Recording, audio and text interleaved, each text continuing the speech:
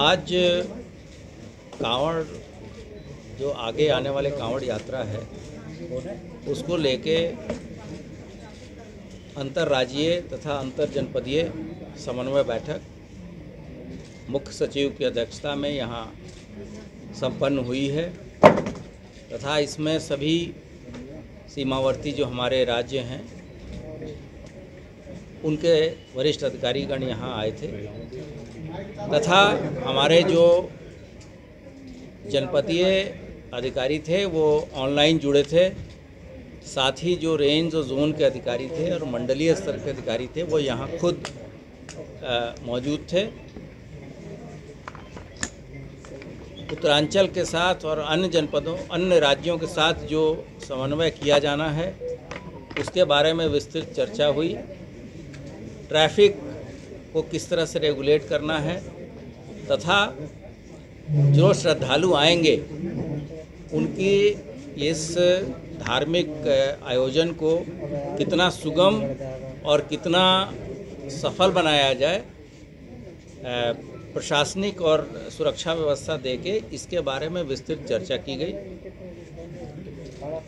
आप सभी अवगत हैं कि उत्तर प्रदेश के बॉर्डर से लेके और उत्तरांचल के बॉर्डर तक करोड़ों की संख्या में प्रत्येक वर्ष श्रद्धालु आते हैं और जल लेके फिर वापस गंतव्य स्थान पर शिवालयों में जाते हैं। इन सभी रूट पे व्यापक सुरक्षा व्यवस्था तथा अन्य सुविधाएं जैसे कि चिकित्सीय सुविधाएं, खाने पीने की व्यवस्था, जो अस्थायी डेरे लगेंगे या जो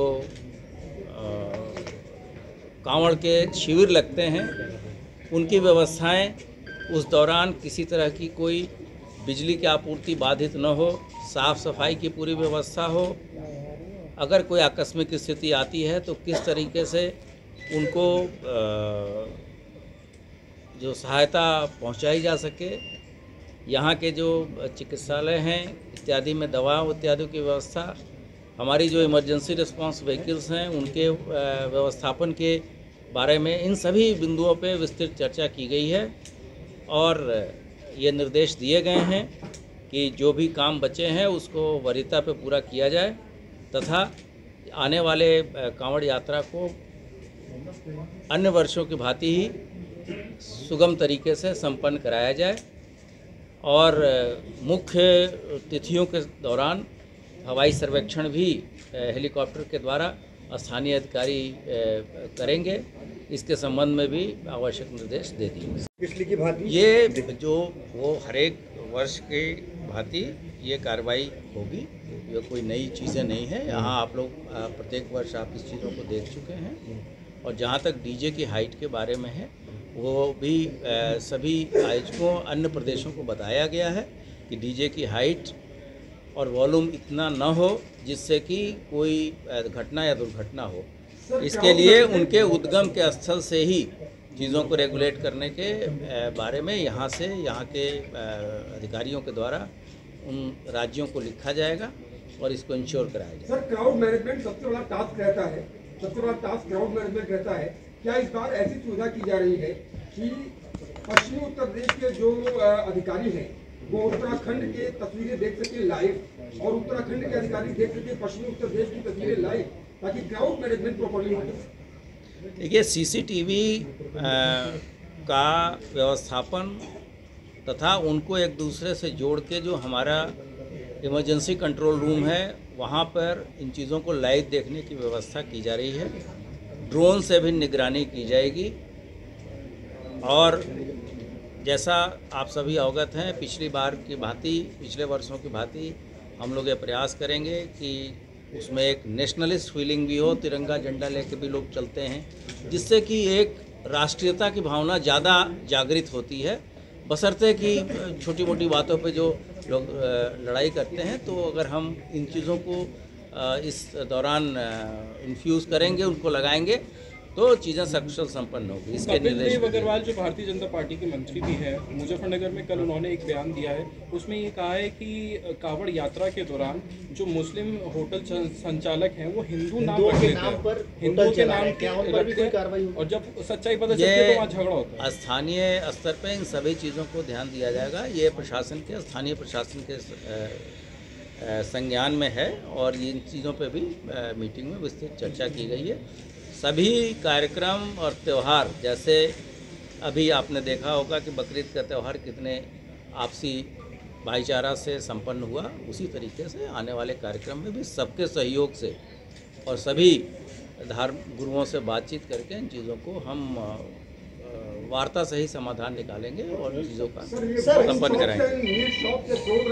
कांवड़ यात्रा के दौरान जी वाइन शॉप, हाँ, वो स्थानीय स्तर पे जहाँ आवश्यक होगा, जो पीक डेज होंगे वहाँ जो स्थानीय प्रशासन इसमें डिसीजन लेगा। सर, कांवड़ यात्रा को दुरुस्त कराने के लिए, जो कांवड़ मार्गों से दुरुस्त कराने के लिए कुछ दिशा निर्देश दिए हैं? हाँ, वो मुख्य सचिव महोदय ने सभी जो जितने भी रोड्स हैं उनके प्रॉपर मेंटेनेंस के लिए और वहाँ सभी तरह की सुविधाएं देने के निर्देश दिए हैं, जिससे कि सारा ये यात्रा सकुशल संपन्न। सीए साहब, आप बता दीजिए। जो कांवड़ यात्रा में भाग लेने के लिए करोड़ों की संख्या में श्रद्धालु आएंगे, सरकार उनको केंद्र में रखते हुए, उनकी सुविधाओं को केंद्र में रखते हुए सारी व्यवस्था बना रही है।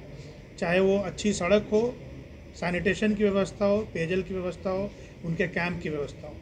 ये चूँकि एक परंपरागत तरीके से होता रहा है, तो हमें और प्रशासन को मालूम है कि कहाँ और किस तरह की कठिनाइयाँ इसमें आती हैं, किस तरह के एक्सीडेंट्स होते हैं। उन सभी चीज़ों को ध्यान में रखते हुए सिर्फ अपने स्टेट के ऑफिसर्स ही नहीं, बल्कि आसपास के उत्तराखंड, हरियाणा, राजस्थान, दिल्ली, इन सभी के ऑफिसर्स ने इस बैठक में भाग लिया है और सभी को ये बताया गया है कि कैसे आप डीजे की हाइट को रेगुलेट करने के लिए काम करेंगे, कैसे ये सुनिश्चित करेंगे कि आपके यहाँ से जो भी कांवड़ यात्री आ रहे हैं उनके पास कोई ना कोई आईडी हो, अगर ग्रुप में आ रहे हैं तो उनका पता, उनके थाने का या गांव का इस तरह का एड्रेस हो, ताकि किसी भी इवेंचुअलिटी में मदद करने में आसानी हो सके।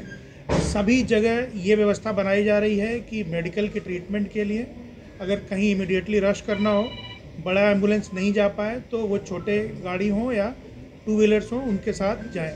एंटीवेनम या इस तरह की जितनी भी दवाइयों की ज़रूरत पड़ती है वो पर्याप्त मात्रा में सभी जगह पहुंचाए जा रहे हैं। आप देखेंगे कि ये आयोजन बहुत ही सफल होगा और ये सभी स्टेट के और सभी डिपार्टमेंट के लोग मिलकर इसको बखूबी अंजाम देंगे और ये बहुत अच्छी तरह श्रद्धालुओं को ये एक अच्छा अनुभव के रूप में उनको मिलेगा। पिछली बार करंट की वजह से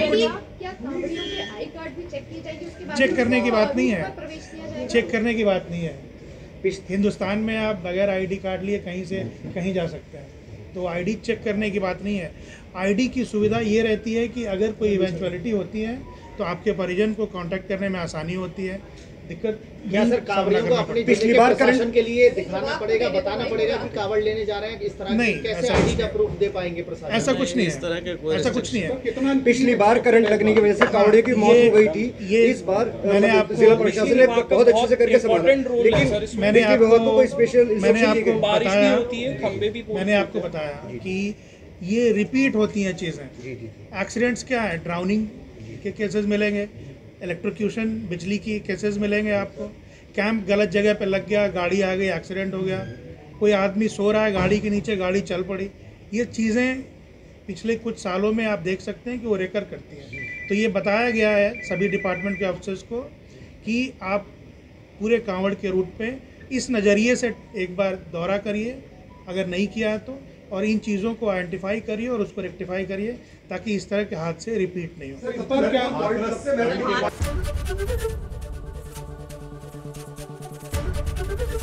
एबीपी गंगा, खबर आपकी, जुबान आपकी।